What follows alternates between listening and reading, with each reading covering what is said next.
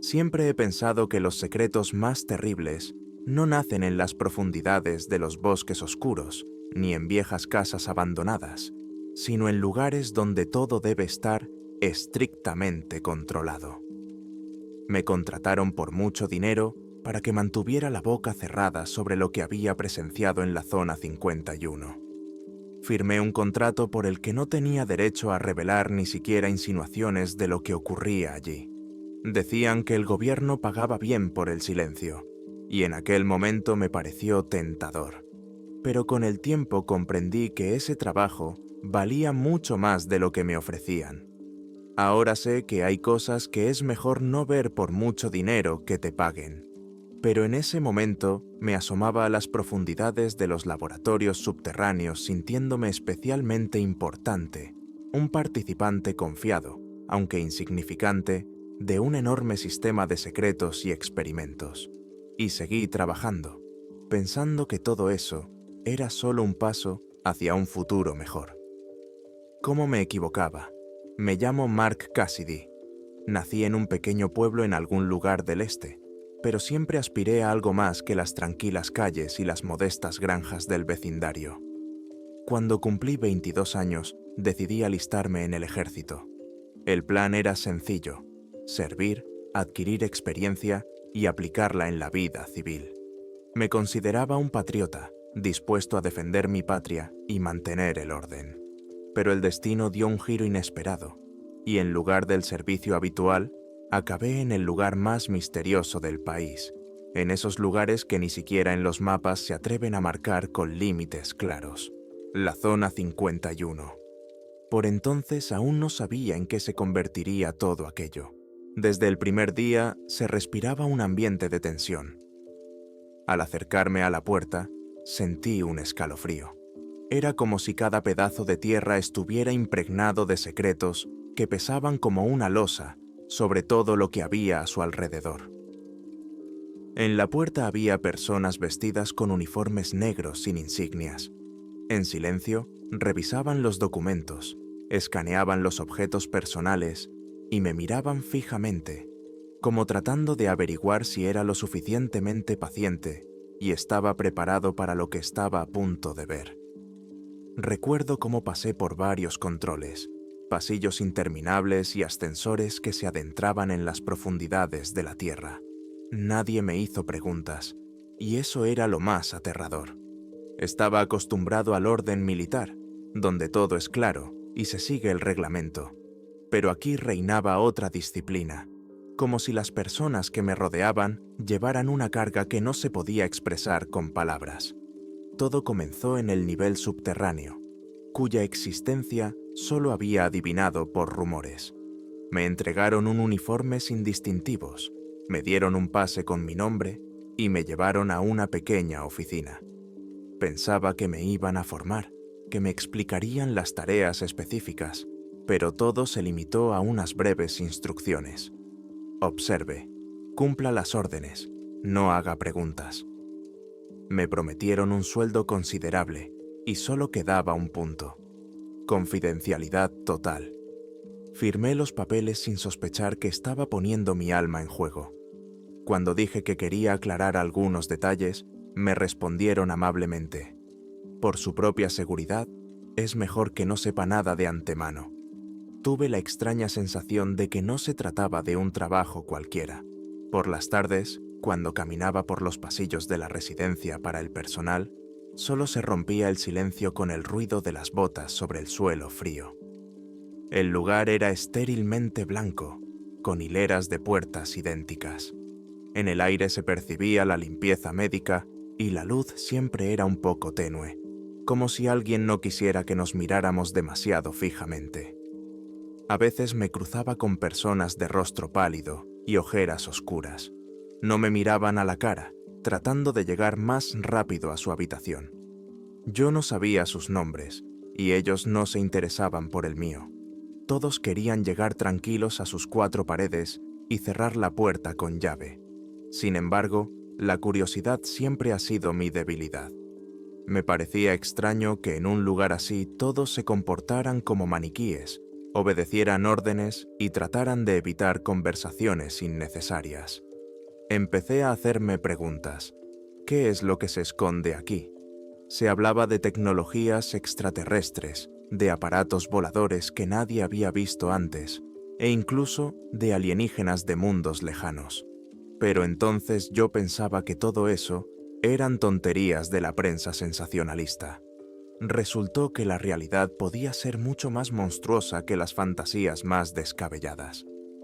Una noche, cuando me quedé en la sala de control, vi a un hombre al que llevaban entre dos guardias. El hombre parecía perdido, no llevaba uniforme ni ropa normal, solo una camisa de hospital sucia.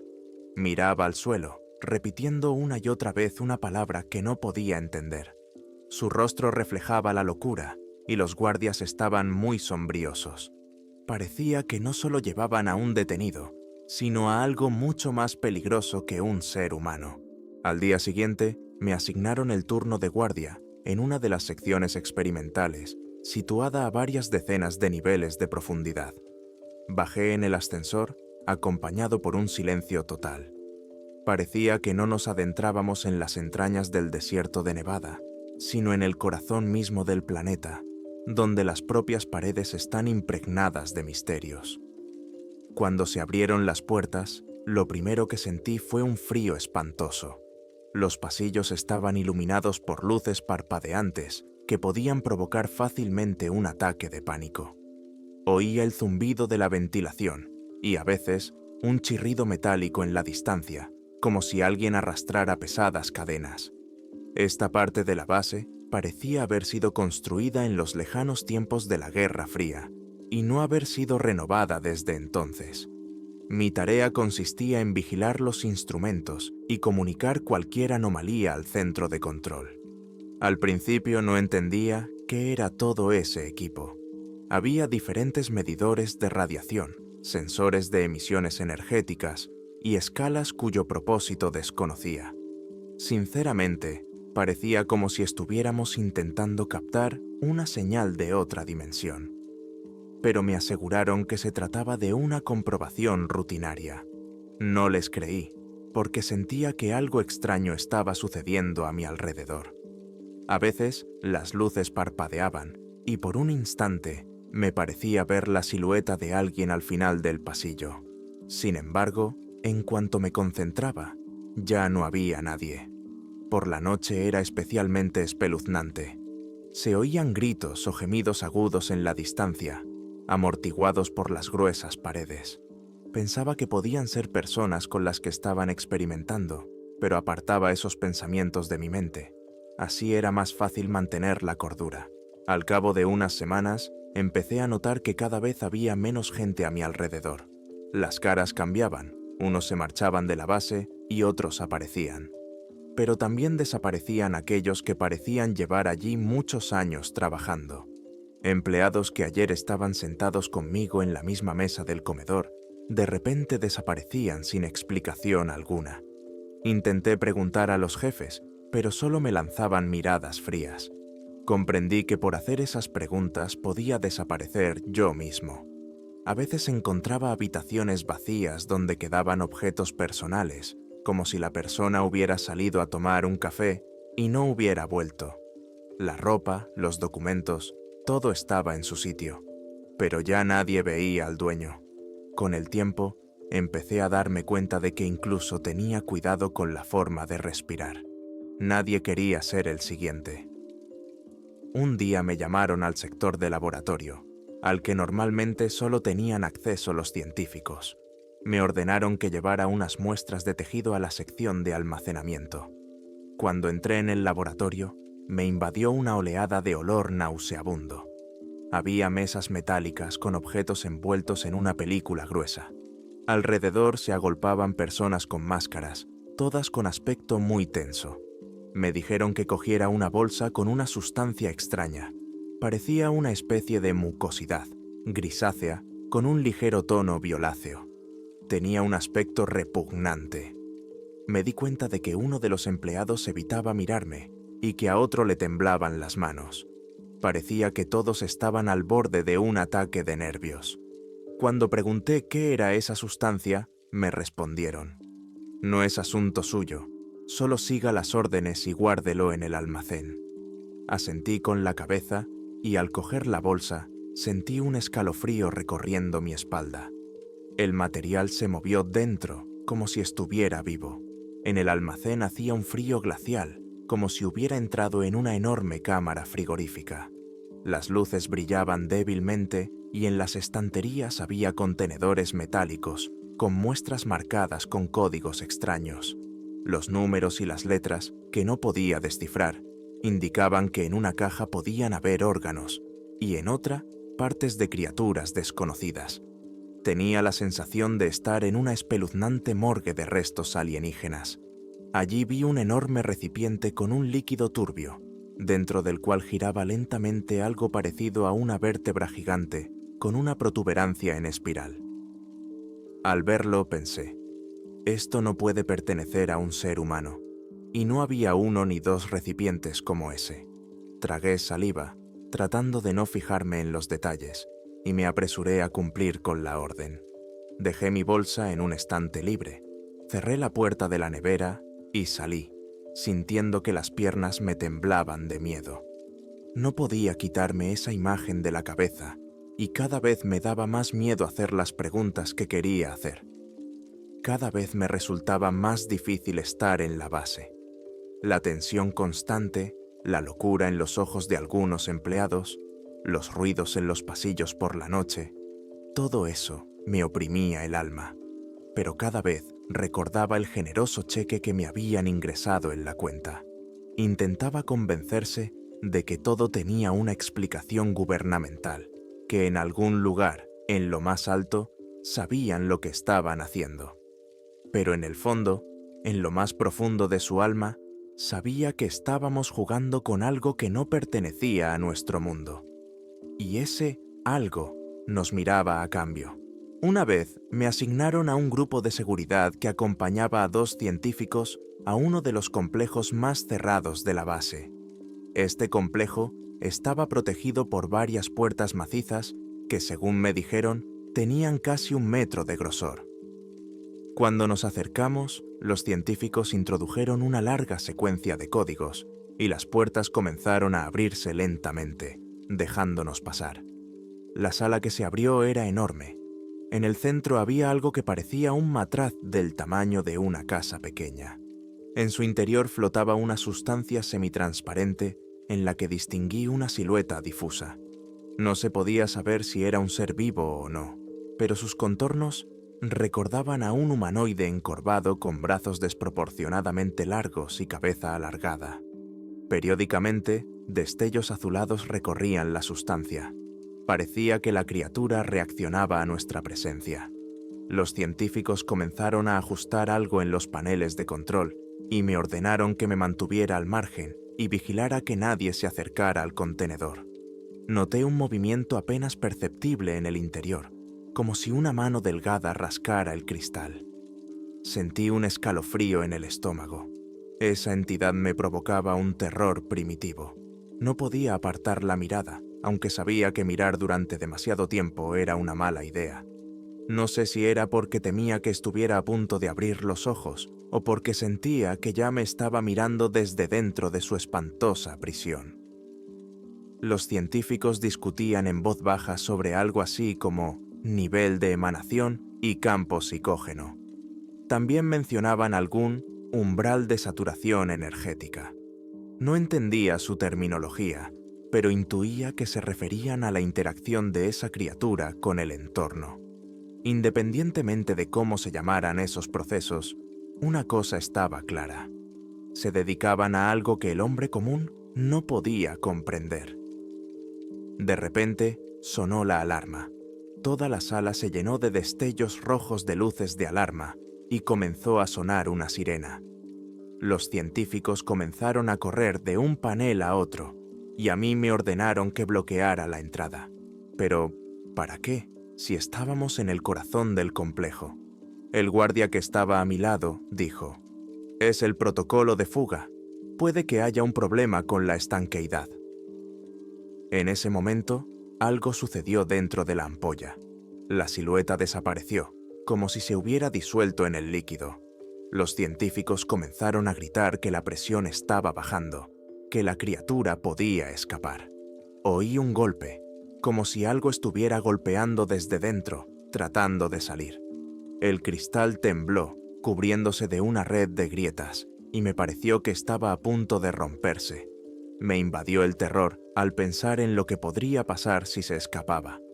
Antes de que saliéramos corriendo de la sala, los científicos activaron las válvulas de emergencia para llenar toda la sala con un gas especial, aparentemente capaz de neutralizar a esa criatura. Corrí por el pasillo junto con los demás, oyendo cómo detrás de mí se cerraban con un golpe seco las pesadas puertas metálicas, aislando automáticamente el sector. En el extremo más alejado de la sala se oían golpes. Algo estallaba, silbaba, y luego se oyó un extraño sonido agudo que casi me tapó los oídos. Cuando por fin cerramos la última puerta, uno de los científicos dijo que eso no era lo peor que había allí. Sus palabras me hicieron temblar, porque no podía imaginar nada peor que una criatura capaz de atravesar bloques de cristal de varias capas. Más tarde, por error, tuve acceso a unos informes. Me enviaron con un papel a la sala administrativa y, sobre la mesa, vi una carpeta con documentos, abierta por casualidad en la página correcta. Había fotografías, imágenes borrosas de lo que parecían personas fusionadas con elementos orgánicos desconocidos. Algunas personas tenían extremidades adicionales, otras tenían extrañas formaciones en la piel que brillaban bajo la luz ultravioleta.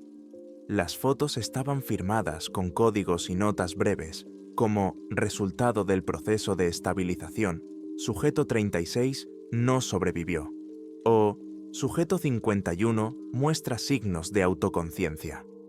Hojeé rápidamente esas páginas y me di cuenta de que el gobierno estaba llevando a cabo experimentos híbridos, tratando de mezclar material humano con algo que habían obtenido en excavaciones o en contactos con objetos extraterrestres. Cada foto me hacía estremecer. Había rostros desfigurados por el horror y ojos que parecían suplicar clemencia. Pensé que, si todo eso era cierto, hacía tiempo que habíamos cruzado la línea de lo humano. Quizás por eso la gente de la base andaba como sombras. Simplemente no podían olvidar lo que habían visto. Pero el sistema ocultaba cuidadosamente todas las pistas y pagaba enormes sumas de dinero para silenciar a todos los que estaban al tanto. Y yo también recibí una vez mi recompensa por mi silencio, sin entender en qué me estaba metiendo. Al cabo de un tiempo, oí a uno de los oficiales superiores decirle a otro que iban a traer un nuevo objeto de una zona desierta, donde se había producido otro fenómeno anómalo. Entonces me incluyeron en el grupo de escolta y nos dirigimos en un vehículo blindado hacia el interior del desierto. Allí nos esperaba un extraño cráter en el suelo, en cuyo centro todo parecía quemado, y alrededor había fragmentos carbonizados de origen desconocido. Los militares ya habían acordonado el perímetro y mantenían todo bajo control. Les mostraron que en el centro del cráter había una especie de esfera semienterrada, cuya superficie estaba cubierta de símbolos y cicatrices. Al acercarme, oí un leve zumbido y vi un tenue destello en el interior de la esfera, como si algo viviera allí. Nos advirtieron que no tocáramos nada y que nos quedáramos vigilando mientras los científicos trabajaban. Los científicos, vestidos con trajes espaciales, comenzaron a abrir lentamente la esfera con herramientas especiales. No veía de cerca, pero oía sus gritos ahogados de admiración y horror cuando vieron el contenido. Una especie de rayo de luz salió disparado del interior y atravesó el cielo, como si intentara llamar la atención. Toda la operación duró varias horas, y durante todo ese tiempo sentí una presencia opresiva. Parecía que no se trataba de un simple objeto, sino de un ser vivo que nos observaba mientras lo abríamos. Al final, lo colocaron en una plataforma de carga y regresamos a la base. Los días posteriores a esa expedición estuvieron llenos de inquietud. Me parecía que la esfera me miraba, incluso cuando dormía. Al regresar a la zona 51, recibí una orden urgente de acudir a uno de los niveles más profundos. En los puestos de control me registraron con especial minuciosidad. Me escanearon minuciosamente las pupilas y las huellas dactilares antes de dejarme pasar. En lo más profundo de la base, en un hangar especial, instalaron la esfera. A su alrededor construyeron enormes generadores que le suministraban potentes descargas de energía. Me dijeron que debía permanecer en mi puesto y no interferir en el trabajo de los científicos.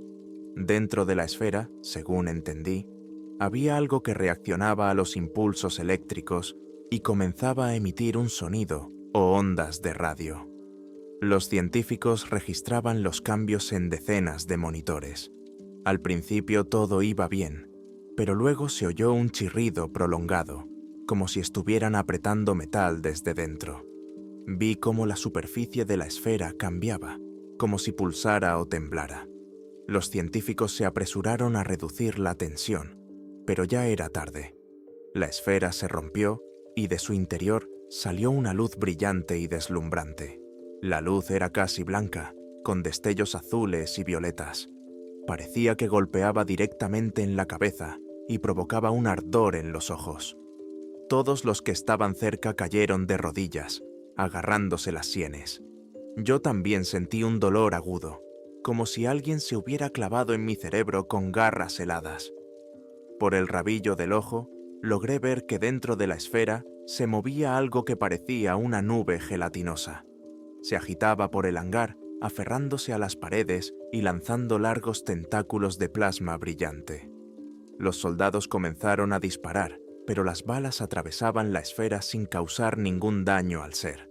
Entonces, uno de los científicos ordenó encender una especie de dispositivo, tras lo cual salieron disparados de las paredes unos rayos láser que se cruzaban en el centro. La criatura se acurrucó en una bola y me pareció que gritaba, aunque no se oía ningún sonido, solo una vibración dolorosa que golpeaba los nervios. A los pocos segundos, pareció quemarse, dispersándose en chispas en el aire. Pero después, los restos de la esfera y parte del equipo comenzaron a cubrirse de una extraña capa, similar a escarcha, que pulsaba. Inmediatamente se pusieron guantes protectores en las manos de los científicos y comenzaron a recoger todo lo que quedaba. Me apartaron y literalmente me empujaron fuera del hangar. Esa misma noche vinieron a verme dos representantes, vestidos con trajes negros y con rostros impasibles. Me dijeron que tenía que firmar otro documento de confidencialidad y someterme a un examen médico. Cuando pregunté por qué, respondieron lacónicamente: protocolo de seguridad. El examen médico se llevó a cabo en un ambiente muy lúgubre. El médico parecía haber visto ya suficientes horrores porque su rostro estaba impasible. Me hizo varias preguntas. ¿Tiene alucinaciones? ¿Siente algo extraño en el cuerpo? ¿Ha tenido pesadillas? Solo pude responder con sinceridad que sí, que había tenido pesadillas, que a veces por las noches me parecía que alguien me llamaba desde el pasillo, pero no podía distinguir quién era. El médico no dijo nada, solo hizo una anotación en la ficha y me dejó marchar. Más tarde supe que varios de mis compañeros, tras pasar por el mismo examen, fueron enviados inmediatamente a un destino desconocido.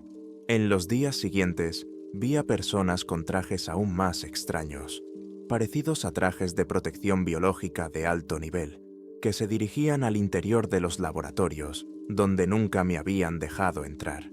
Incluso los antiguos empleados, que no hacían preguntas, ahora parecían aún más asustados. Escuché fragmentos de conversaciones. Está mutando.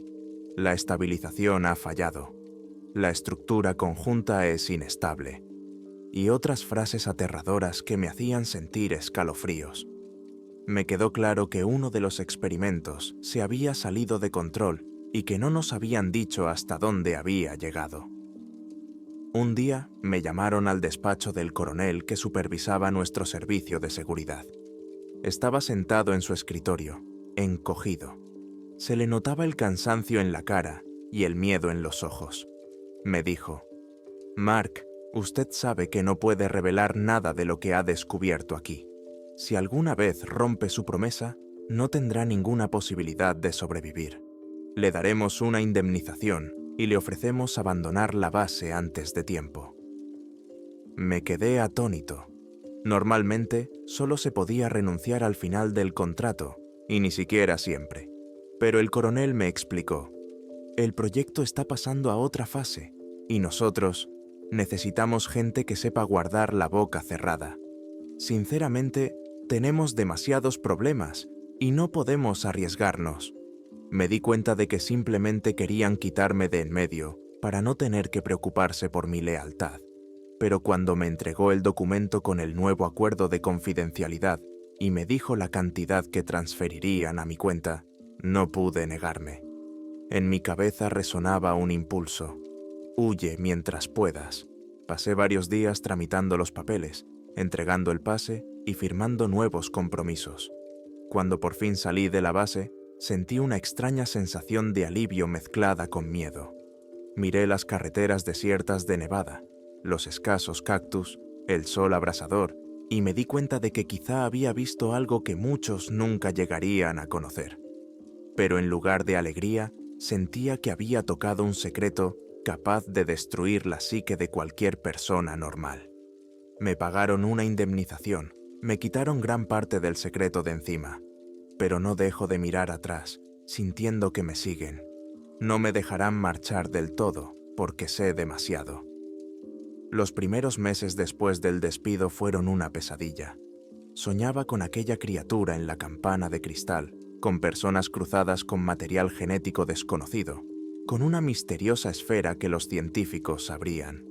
Me despertaba empapado en sudor frío, comprobaba las cerraduras de las puertas, e incluso el entorno familiar de mi casa no me daba seguridad. Todo parecía vacío, sin sentido.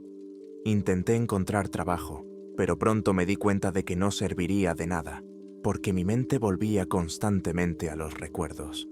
Una vez me pareció ver una sombra extraña en la ventana, como si hubiera un hombre vestido de negro de pie mirándome. Pero cuando miré, no había nadie. Los vecinos decían que un coche negro se había detenido frente a mi casa durante un par de días seguidos y luego se había marchado. Me di cuenta de que nunca sería realmente libre de mi pasado.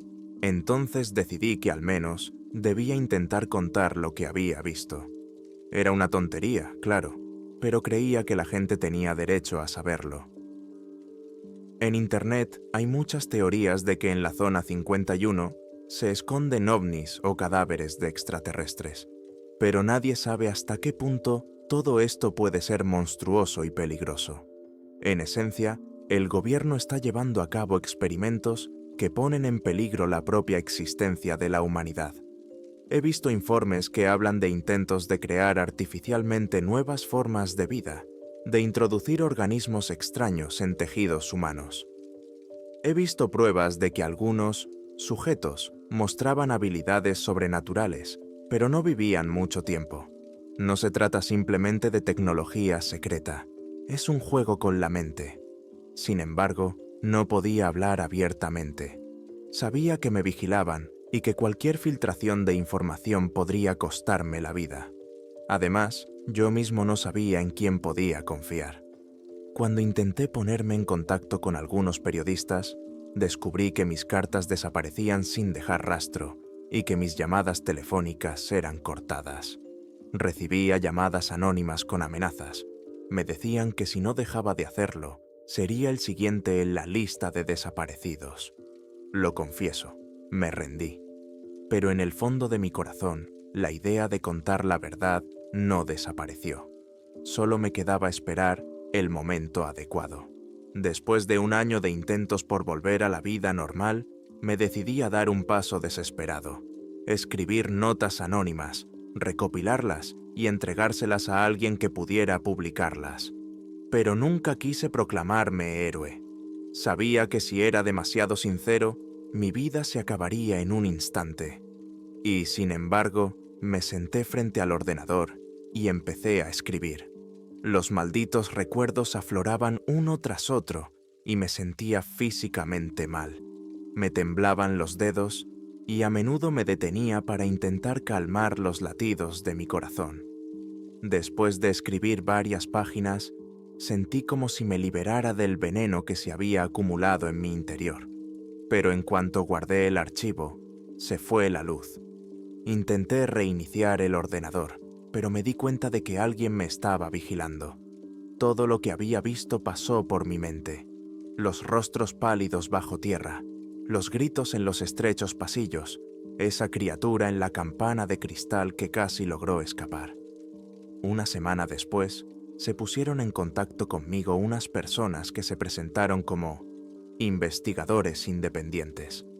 Me dijeron que habían oído hablar de mi historia y que estaban dispuestos a ayudarme a descubrir la verdad. Para ello, tenía que reunirme con su representante. Acepté la cita, aunque dudaba de que fuera seguro. Nos reunimos en un hotel semiabandonado cerca de una gran autopista. Me mostró algunos documentos muy similares a los informes que había visto en la base. Me preguntó si reconocía esas fotos. Me encogí de hombros. Sí, pero eso nunca se publicará. El hombre dijo que tenían canales y que sabían cómo eludir la censura, pero necesitaban confirmaciones de primera mano. Sabía que estaba corriendo un gran riesgo, pero decidí que ya no había vuelta atrás. En cuanto acepté cooperar, me dijo que nos volveríamos a reunir en un par de días. Pero esa reunión nunca tuvo lugar.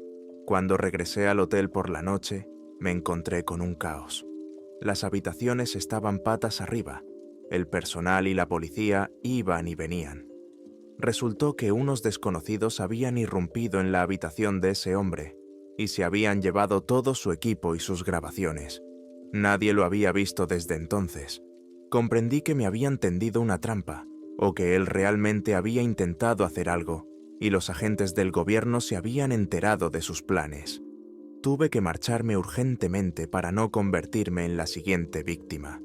Sabía que estaban cerca, como depredadores acechando cada uno de mis movimientos.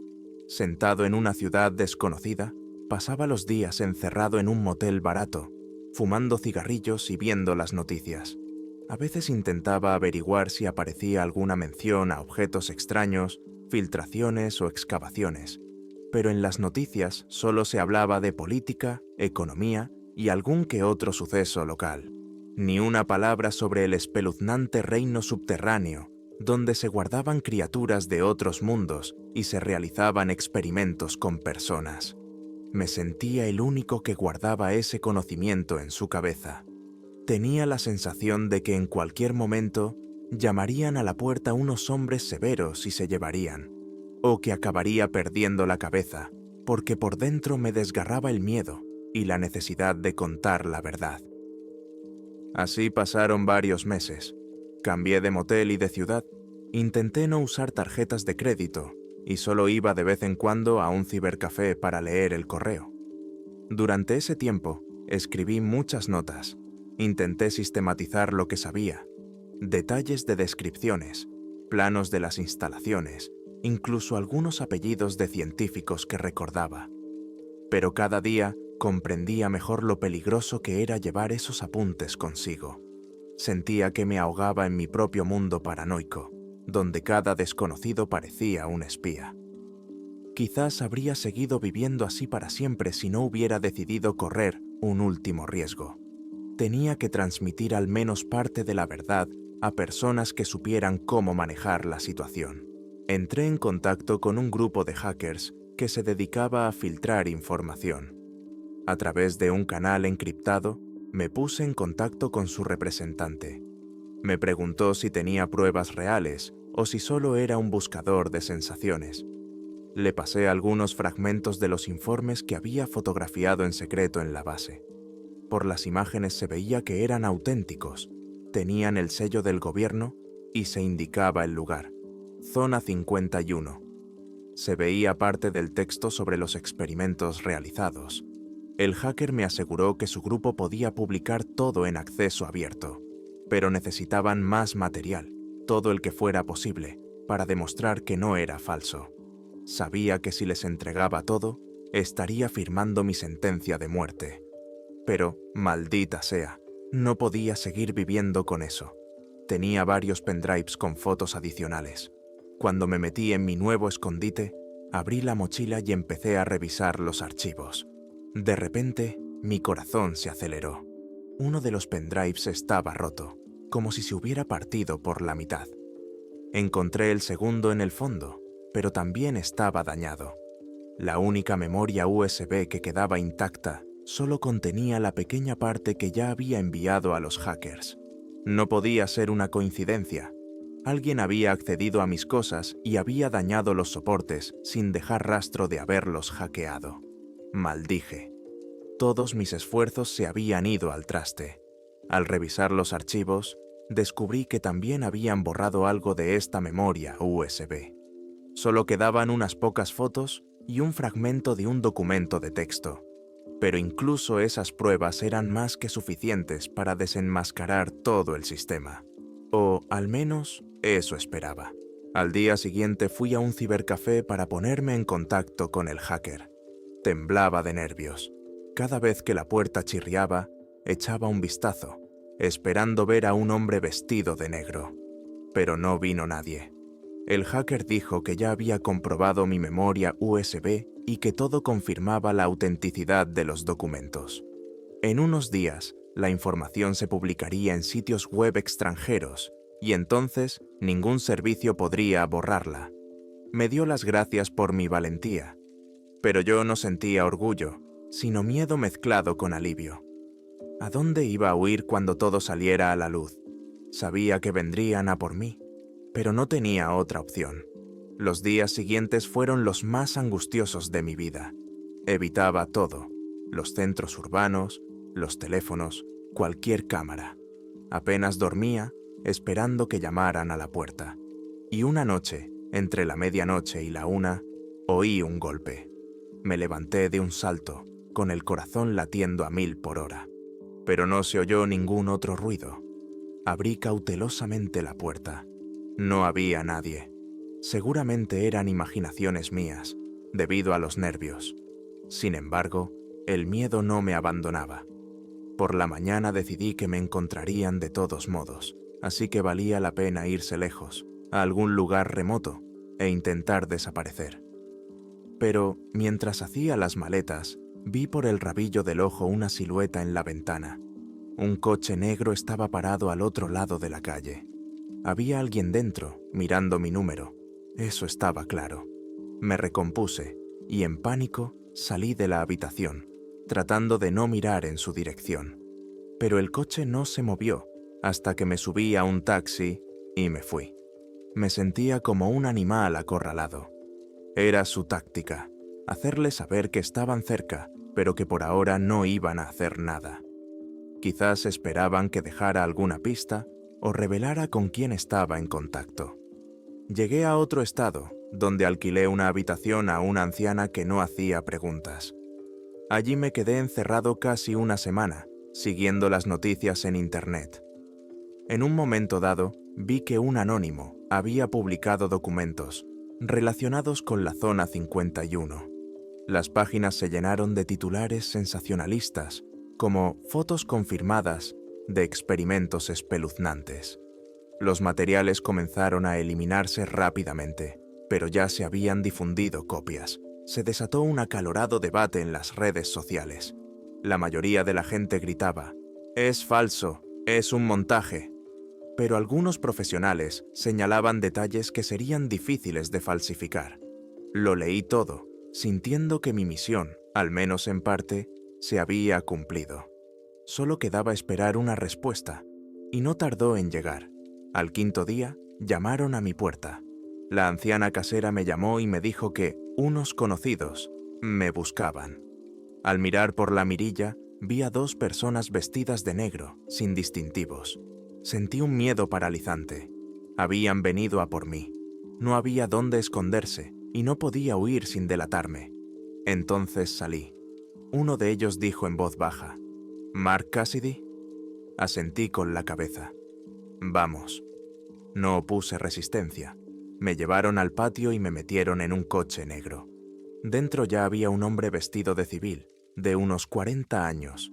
Me miró fijamente y luego, inclinándose, dijo: «Sé lo que ha hecho. Ha filtrado material sobre experimentos secretos. ¿Se da cuenta del daño que ha causado?». No respondí nada. Él continuó: «Ahora se ha armado un gran revuelo por esto, pero estoy seguro de que pronto todo se calmará. La cuestión es qué hacer con usted». Yo estaba sentado con la cabeza gacha. Le dimos dinero para que guardara silencio, pero su curiosidad le ha jugado una mala pasada. Hizo una señal al conductor. El coche arrancó en dirección desconocida. Yo permanecí en silencio, sabiendo que era inútil resistirse. Quizás me llevaban de vuelta a la base o querían deshacerse de mí en algún lugar del desierto. El hombre de civil dijo: «Le proponemos un trato. Le ayudaremos a desaparecer. Le daremos una nueva identidad y algo de dinero, pero desaparecerá para siempre, sin posibilidad de contacto. O, ya sabe cuál es la segunda opción». Cerré los ojos. Comprendí que no tenía muchas opciones. Aceptar significaba convertirse en un fantasma, vivir una vida mirando constantemente a tu alrededor. Rechazar significaba la muerte. Solo asentí con la cabeza. Al final, me dejaron en una cafetería vacía al borde de la carretera. El hombre de civil me dijo que esperara una llamada. Me dijo que me harían un pasaporte nuevo y me llevarían a otro país. Pero hasta entonces, debía permanecer callado, no acercarme a mis contactos ni buscar otros nuevos. Me advirtió: «Te vigilaremos. A la menor sospecha desaparecerá». Dicho esto, se marcharon y me dejaron solo. Me quedé allí de pie, mirando la cafetería, donde no había ni un solo cliente, y comprendí que mi vida estaba destrozada. Me habían salvado, pero al mismo tiempo me habían castigado. A partir de ese momento, pasé a formar parte de una mentira aún más oscura. Hoy estoy sentado en un motel barato, sabiendo que en unas horas me llamarán y me dirán a dónde ir. Nunca volveré a ver mi antigua vida. Nunca volveré a sentir la libertad con la que soñaba. Las personas que leyeron los artículos en Internet quizá ya lo hayan olvidado. Algunos se ríen, otros lo consideran una invención. El gobierno seguirá con los experimentos y, créanme, son mucho más aterradores que cualquier historia sobre platillos volantes. Solo puedo decir una cosa cierta: me pagaron para que guardara silencio. Hace tiempo que el dinero está en mi cuenta, pero no me hace feliz, porque trabajé en una base secreta en Nevada, donde vi con mis propios ojos cómo convertían a personas en conejillos de indias, donde guardaban criaturas que no deberían existir en nuestro mundo y realizaban experimentos capaces de socavar los cimientos mismos de nuestra comprensión de la vida. No tengo esperanzas de un final feliz.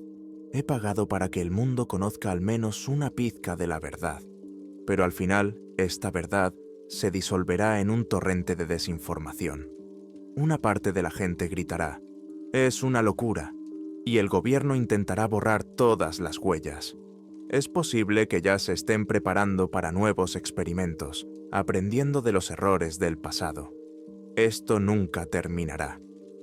Por mucho que cavemos, siempre encontraremos la manera de llegar donde no debemos. El miedo es la mejor motivación para el silencio, y yo, como nadie, sé lo hábiles que son para mantener ese miedo. Si estáis leyendo estas palabras, no olvidéis que todo lo que hay en esta historia puede ser cierto. O tal vez no, dirán aquellos que están acostumbrados a menospreciar todo lo que es espantoso e incomprensible. Pero yo he visto con mis propios ojos salas llenas de objetos anómalos. He visto pesadillas vivientes que me miraban a través del frío cristal. Y todavía oigo esos gritos por las noches, en mis propios sueños.